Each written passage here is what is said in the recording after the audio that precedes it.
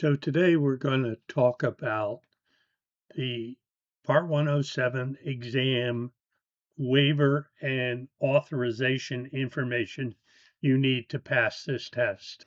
Well, a waiver is an operational deviation.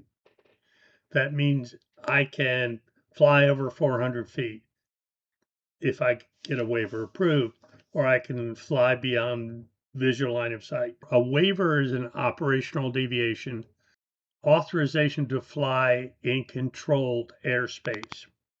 So the FAA is providing immediate waiver authorizations for flights in controlled airspace in certain circumstances. If the PIC determines the operation cannot be conducted within regular structure of Part 107, then the remote PIC must be the person to request a certificate of waiver in accordance with 14 CFR Part 107.200 and proposing a safe alternative to the operation.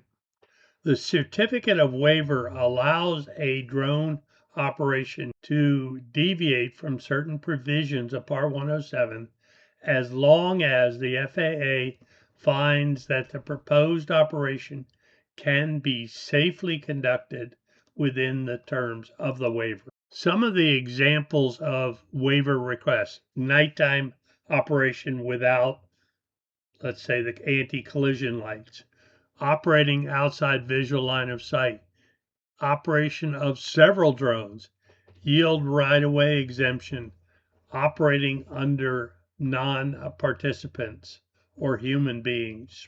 The FAA asks you to apply for a waiver 90 days before the operation is planned. You must have a waiver document in your hand when making that special flight. After submitting your application, the FAA will determine if the proposed operation can be safely conducted under the terms of the waiver.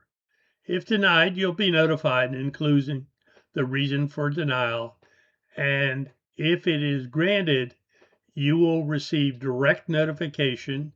You will receive a completed FAA Form 7711-1 certificate of waiver or authorization, signed and dated, approved by the FAA. In that document, it will detail specific provisions that are required for the PIC to perform the mission under those operational directions in controlled airspace. You may see this map, which indicates that you have 0 permitted altitude right by the airport. But as the airplanes take off or come in, they're getting higher and higher the farther away from the airport. So you'll see the permissions weigh 0 to 100 to 200 to 400 farther you get away from the airport. In this slide, you will see a link and a QR code to a great video that will actually walk you through a waiver. Thank you for your time.